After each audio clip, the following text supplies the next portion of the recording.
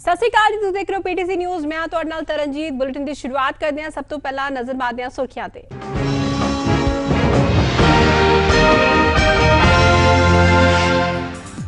Ukraine जंग के विरोध में इंडियन अमरीकन स्कूली विद्यार्थियों वालों व्हाइट हाउस के बाहर प्रदर्शन, रूस के हमले की निंदा।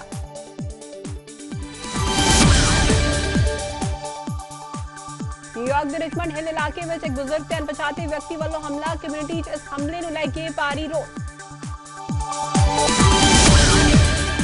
फेडरल ते ओंटारियो सरकार वालों ओशावा च ऑटो इंडस्ट्री संबंधी निवेश के ऐलान, जनरल मोटर्स लिए $259 मिलियन दी जाएगी funding. Ontario premier Doug Ford बीते दिनी ब्रैम्पटन के दौरे ते सन, सेहत सेवावां विच सुधार लियाउण लई $21 मिलियन दा कीता ऐलान।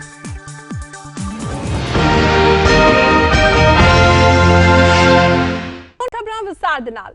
रूस वाले यूक्रेन उपर किए गए हमले ਨੂੰ ਲੈ ਕੇ ਵਾਈਟ ਹਾਊਸ ਦੇ ਸਾਹਮਣੇ ਲੋਕ ਰੂਸ ਦੇ ਖਿਲਾਫ ਲਗਾਤਾਰ ਰੋਸ ਵਿਖਾਵੇ ਕਰ ਰਹੇ ਹਨ ਅਤੇ ਇਸੇ ਦੇ ਚੱਲਦਿਆਂ ਵਾਸ਼ਿੰਗਟਨ ਡੀਸੀ ਏਰੀਏ ਦੇ ਇੰਡੀਅਨ ਅਮਰੀਕਨ ਸਕੂਲੀ ਵਿਦਿਆਰਥੀਆਂ ਵੱਲੋਂ ਵੀ ਯੂਕਰੇਨੀਅਨ ਦੇ ਲੋਕਾਂ ਦੇ ਹੱਕ ਵਿੱਚ ਵਾਈਟ ਹਾਊਸ ਦੇ ਬਾਹਰ ਇੱਕ ਰੋਸ ਵਿਖਾਵੇ ਦਾ ਆਯੋਜਨ ਕੀਤਾ ਗਿਆ।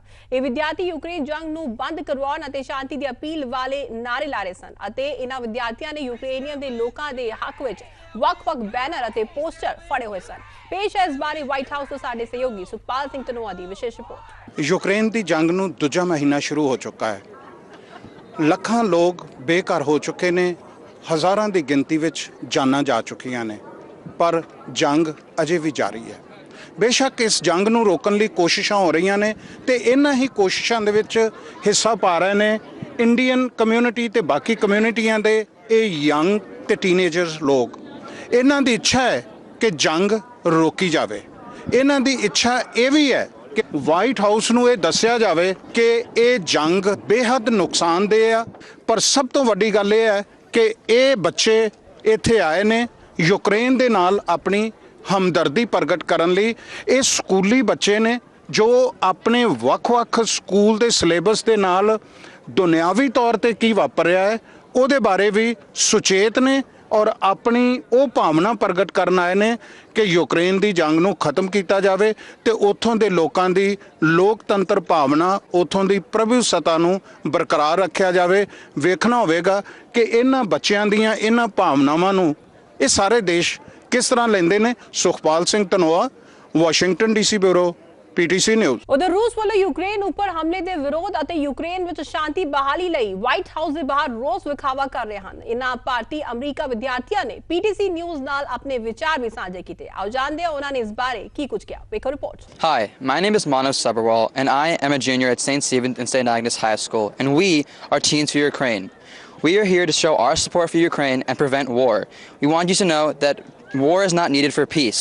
We can have peace if Russia stops the atrocities that they are placing on Ukrainian citizens. So let's stop these atrocities, show support for Ukraine, and prevent war. I'm Sonali Sachdeva. I'm a freshman at the Potomac School, and we're here today to educate and show people what's happening in our world. We're here so that Ukraine can stay strong and that we can do something about it. You guys can help too. My name is Simon Singera. I go to Basis Independent McLean, and I'm in 11th grade. We're all here today to show our support for Ukraine, the Ukrainian government, and most importantly, the Ukrainian civilians. It is important to us that they are safe, especially in the threat that their democracy might be demolished. We are here for teens and everyone who supports our cause. Thank you to everyone who is supporting Ukraine, and thank you to everyone who supports us. फिलहाल रुकांगे एक break दिले। Break तो बाद भी खबर का सिलसिला जारी रहेगा। न्यूयॉर्क ਦੇ ਰਿਚਮੰਡ ਹਿਲ ਇਲਾਕੇ ਨੂੰ ਮਿਨੀ ਪੰਜਾਬ ਕਿਹਾ ਜਾਂਦਾ ਹੈ। ਇਸ ਇਲਾਕੇ ਦੇ ਸਭ ਤੋਂ ਪੁਰਾਣੇ ਅਤੇ ਮਸ਼ਹੂਰ ਗੁਰਦੁਆਰੇ ਸਿੱਖ ਕਲਚਰਲ ਸੁਸਾਇਟੀ ਦੇ ਨਜ਼ਦੀਕ ਬੀਤੇ ਦਿਨ ਇੱਕ ਬਜ਼ੁਰਗ ਨਿਰਮਲ ਸਿੰਘ ਤੇ ਕਿਸੇ ਅਣਪਛਾਤੇ ਵਿਅਕਤੀ ਵੱਲੋਂ ਹਮਲੇ ਦੀ ਖਬਰ ਸਾਹਮਣੇ ਆਈ ਹੈ। ਇਸ ਹਮਲੇ ਵਿੱਚ ਬਜ਼ੁਰਗ ਬੁਰੀ ਤਰ੍ਹਾਂ ਨਾਲ ਜ਼ਖਮੀ ਹੋਈ ਹੈ, ਪਰ ਕੁੱਟਮਾਰ ਦੌਰਾਨ ਇਸ ਅਣਪਛਾਤੇ ਵਿਅਕਤੀ ਨੇ ਉਸ ਬਜ਼ੁਰਗ ਤੋਂ ਕਿਸੇ ਚੀਜ਼ ਦੀ ਲੁੱਟ ਖੋਹ ਨਹੀਂ ਕੀਤੀ ਹੈ ਤੇ ਇਸੇ ਦੇ ਕਾਰਨ ਹੀ ਇਸ ਹਮਲੇ ਨੂੰ ਸਿਰਫ ਨਸਲੀ ਨਫ਼ਰਤ ਦੇ ਚੱਲਦਿਆਂ ਹੋਇਆ ਕੀਤਾ ਗਿਆ ਅਪਰਾਧ ਮੰਨਿਆ ਜਾ ਰਿਹਾ ਹੈ। ਇਸ ਬਾਰੇ ਪੀਟੀਸੀ ਨਾਲ ਗੱਲਬਾਤ ਕਰਦਿਆਂ ਬਜ਼ੁਰਗ ਅਤੇ ਕਮਿਊਨਿਟੀ ਦੇ ਲੋਕ ਕੀ ਕੁਝ ਕਹਿ ਰਹੇ ਨੇ, ਆਓ ਦੇਖਦੇ ਹਾਂ। 95 ਐਵਨਿਊ ਤੇ ਲੈਫਰਸ ਬੁਲੇਵਾਰਡ ਇਹ ਇੱਕ ਅਜਿਹਾ ਕਾਰਨਰ ਹੈ, ਇੱਥੇ ਪਹਿਲੋਂ ਵੀ ਕਈ ਹੈਪਨ ਹੋ ਚੁੱਕੇ ਆ। ਇੱਕ ਪੰਜਾਬੀ ਨੂੰ ਇੱਟ ਮਾਰ ਕੇ ਮਾਰ ਵੀ ਦਿੱਤਾ ਗਿਆ ਸੀ ਤੇ ਕੱਲ ਸਾਡੇ ਬਜ਼ੁਰਗ ਜੋ ਗੁਰਦੁਆਰਾ ਸਾਹਿਬ ਤੋਂ ਵੈਸੇ ਹੀ ਉਧਰ ਨੂੰ ਟਹਿਲਦੇ ਹੋਏ ਗਏ ਸੀ, ਉਹਨਾਂ ਦੇ ਉੱਤੇ ਹੇਟ ਕ੍ਰਾਈਮ ਦੇ ਤੌਰ ਦੇ ਉੱਤੇ ਅਟੈਕ ਕੀਤਾ ਗਿਆ ਕਿਸੇ ਵੱਲੋਂ। ਇਹਨਾਂ ਦੇ ਕਿਉਂਕਿ ਅੱਖਾਂ ਦੇ ਉੱਤੇ ਮਾਰ ਦਿੱਤਾ ਗਿਆ, ਇਹਨਾਂ ਕੋਲ ਉਸ ਬੰਦੇ ਦੀ ਪਛਾਣ ਵੀ ਕਾਫੀ ਮੁਸ਼ਕਲ ਹੋ ਗਈ। ਸਰਦਾਰ ਨਿਰਮਲ ਸਿੰਘ ਜੀ, ਤੁਸੀਂ ਵੈਸੇ ਹੀ ਗਏ ਸੀ, ਤੁਹਾਨੂੰ ਕੁਝ ਉਹਨੇ ਕਿਹਾ ਮਾਰਨ ਤੋਂ ਪਹਿਲਾਂ? क्या कुछ नहीं, उन्हें मतलब कुछ नहीं बोला, मार के मतलब हौली हौली तुर गया, काम चले गया, वो कुछ नहीं बोले वो। ਸੋ ਉਹਨੇ ਕੋਈ ਇਹੋ ਜਿਹੀ ਗੱਲ ਨਹੀਂ ਕੀਤੀ, ਪਰ ਤੁਹਾਡੇ ਉੱਤੇ ਅਟੈਕ ਕੀਤਾ ਤੁਹਾਨੂੰ ਤੁਹਾਡੀ ਸਿਰਫ ਸ਼ਕਲ ਦੇਖ ਕੇ। हाँ जी। ਤੂਰ ਸਾਹਿਬ, ਇਹ ਜਿਹੜੇ ਹੇਟ ਕ੍ਰਾਈਮ ਜਾਂ ਇੱਕ ਜਿਹੜੀ ਆਪਣਾ ਮੇਅਰ ਬਚਾਅ ਕਰਨ ਲਈ ਕਹਿ ਦਿੰਦਾ ਜੀ ਇਹ ਮੈਂਟਲ ਪ੍ਰੋਬਲਮ ਆ, ਲੋਕਾਂ ਨੂੰ ਮੈਂਟਲੀ ਲੋਕੀ ਅਪਸੈਟ ਇਸ ਕਰਕੇ ਹੁੰਦਾ, ਪਰ ਇਹ ਹੇਟ ਕ੍ਰਾਈਮ ਮਾਈਨੋਰਟੀਜ਼ ਦੇ ਨਾਲ ਕਿਉਂ ਹੁੰਦਾ?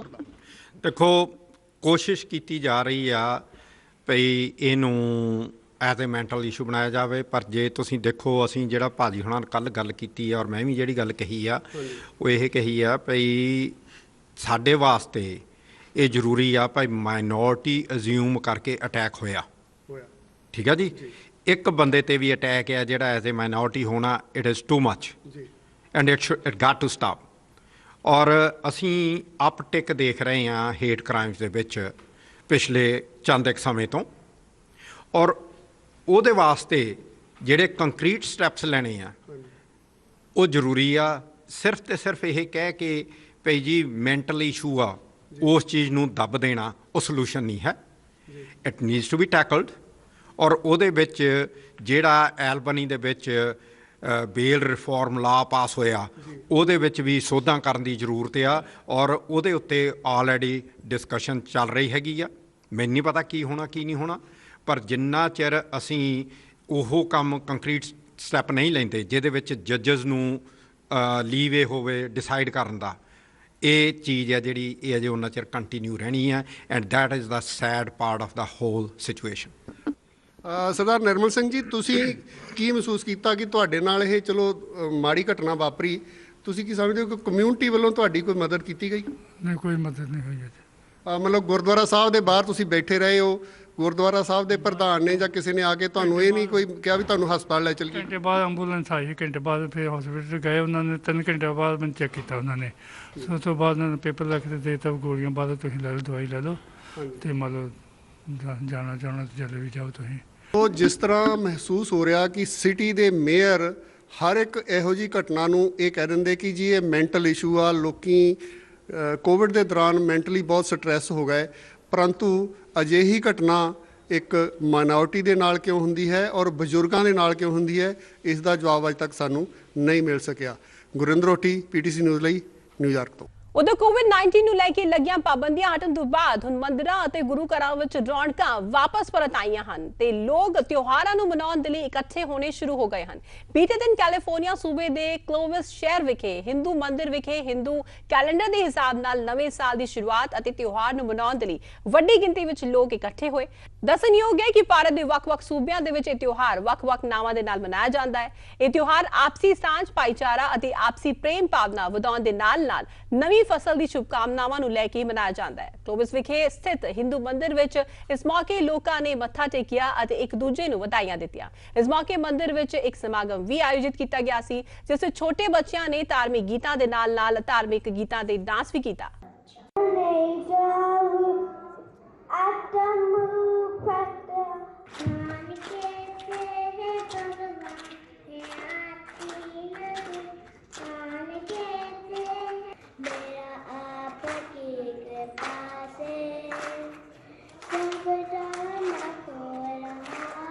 Happy new year. इस साल हम इधर इंडियन कम्युनिटी में ट्रेडिशनल न्यू ईयर मना रहे हैं इधर हिंदू टेंपल में, और हर साल इसी समय में मार्च और अप्रैल के बीच में ऐसा ये त्यौहार आएगा। और ये साउथ इंडिया में उसको उगादी बोलते हैं और महाराष्ट्र में गुड़ी पड़वा बोलते हैं, अलग अलग नाम से। नॉर्थ में भी ये त्यौहार सेलिब्रेट करते हैं। तो इस बार हिंदू टेंपल में after 2 years of break Covid के वजह से हम कुछ कर नहीं पाए लास्ट 2 years, बट इस बार सारा कम्युनिटी इकट्ठे आ गए इधर, और सब बच्चे अपने अपने ट्रेडिशन के बारे में बात कर रहे, गा रहे और नाच भी कर रहे। और ये उगादी का नाम है, हमारा एक 60 year कैलेंडर होता है, और इस उगादी का, इस न्यू ईयर का नाम है शुभकृत। वो शुभकृत सबको शुभ हो जाने के लिए हम प्रेयर भी कर रहे हैं। नमस्ते संजीव जी, मैं गीता रजानी बोल रही हूँ। अब हाल में हिंदू टेम्पल की प्रेसिडेंट हूँ और अब तक तो 2 साल से थोड़ा मंदिर में एक्टिविटीज़ कम हुआ था क्योंकि कोविड के हिसाब से थोड़ा हम भी थोड़ा सबकी सेफ्टी का विचार कर रहे थे, लेकिन अब अच्छा लगता है क्योंकि थोड़ा ओपन हो गया है और हमने होली का बहुत अच्छा फेस्टिवल मनाया लास्ट वीक। 200 के आसपास लोग आए थे और आज हम उगाड़ी का फेस्टिवल मना रहे हैं, तो बहुत ज़्यादा लोग आ गए हैं और सबको अच्छा लगता है मिलना जुलना और हमारा कल्चर भी लाइव रखते हैं। बच्चे लोग पार्टिसिपेट कर रहे हैं आज, बहुत अच्छा बच्चों ने परफॉर्मेंस किया है, तो वो भी अच्छा लगता है क्योंकि हमारा यह कल्चर फ्यूचर में भी चलता है। ਤੁਹਾਡੇ ਸਾਰਿਆਂ ਦਾ ਸਵਾਗਤ ਹੈ PDC north America news bulletin ਦੇ ਵਿੱਚ। ਟੋਰਾਂਟੋ ਤੋਂ ਮੈਂ ਹਾਂ ਜਸਲੀਨ ਕੌਰ। ਕਰਾਂਗੇ ਕੈਨੇਡਾ ਦੀਆਂ ਖਾਸ ਸਰਗਰਮੀਆਂ ਦਾ। ਫੈਡਰਲ ਸਰਕਾਰ ਵੱਲੋਂ ਸਾਲ 2022 ਦਾ ਬਜਟ 7 ਅਪ੍ਰੈਲ ਨੂੰ ਪੇਸ਼ ਕੀਤਾ ਜਾਏਗਾ। ਦੱਸ ਦਈਏ ਕਿ 2021 ਦੀਆਂ ਚੋਣਾਂ ਤੋਂ ਬਾਅਦ ਸਰਕਾਰ ਦਾ ਇਹ ਪਹਿਲਾ ਬਜਟ ਹੋਵੇਗਾ ਜਿਸ ਵਿੱਚ डिफेंस उत्ते कीते जाण वाले खर्चे दे विच वादे दे नाल लिबरल सरकार वालों अपने वादियां नूं पूरा करन दी कोशिश भी कीती जाएगी। इस बजट विच नवे liberal NDP confidence and supply agreement विच शामिल डेंटल केयर दा भी जिक्र कीता जाएगा। फैडरल सरकार वालों पेश कीते जाण वाले बजट संबंधी federal NDP leader Jagmeet Singh ने मीडिया दे नाल गलबात करदियां कहा कि वो डेंटल केयर प्रोग्राम अते हाउसिंग क्राइसिस संबंधी अहम ऐलान दी उम्मीद करते हैं। We use our power in this minority government to deliver help for people, for Canadians who need help now. And so in this budget, we want to see some of that help realized. In our agreement, we had clear checkpoints and deadlines for some of the key elements of help to be delivered. And so in this budget, we want to see first steps on the dental care program. There's so many Canadians that cannot get their teeth fixed. And we want to see first steps and funding for those first steps to start with kids under 12 to get the help they need to be able to look after their teeth. We also want to see help for Canadians that are struggling with the housing crisis. There are so many Canadians that they can't afford to ever own a home, who are struggling with their rent, who are hurting now as the cost of living goes up, particularly when it comes to housing. So we want to see help for Canadians now in this budget who are dealing with the housing crisis.